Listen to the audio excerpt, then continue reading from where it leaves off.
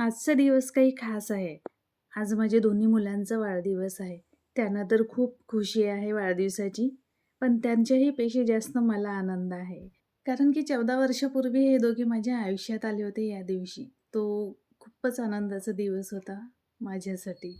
दोघेही निघाले शाळेला जायला. तो निघाला आपल्या शाळेला, ती निघाली आपल्या शाळेला. श्रावणी शाळेतून यायच्या पहिलेच तिच्या मैत्रिणींनी गिफ्ट आणून ठेवलेलं होते तिच्यासाठी. माहीत नाही काय लिहिली होती, पण इतका सारा लेटर दिली होती तिला.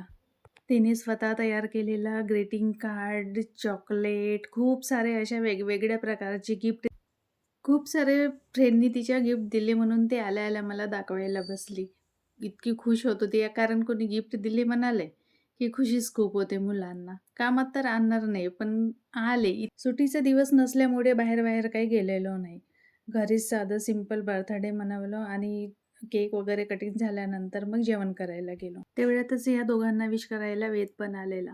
बर्थडे सेलिब्रेशन केलं, केक वगैरे कटिंग केली आणि बाहेर जेवण करायला गेलो. मुलांची इच्छा होती बाहेर जाऊ म्हणाले, तर मग बाहेर गेलो.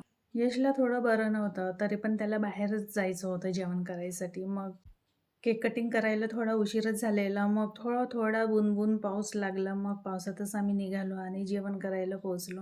मोसम चांगला नसल्यामुळे बाहेर तर जास्त काही खायला नाही, पण हलकं-फुलकंच खाल्लो. बघा हा मुलगा.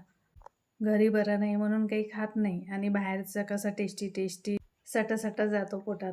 देवाकडे एवढीच प्रार्थना की माझ्या मुलांच्या आयुष्यात खुशी, यश आणि निरोगी आरोग्य, सुख आणि शांती राहो हीच आमची प्रार्थना.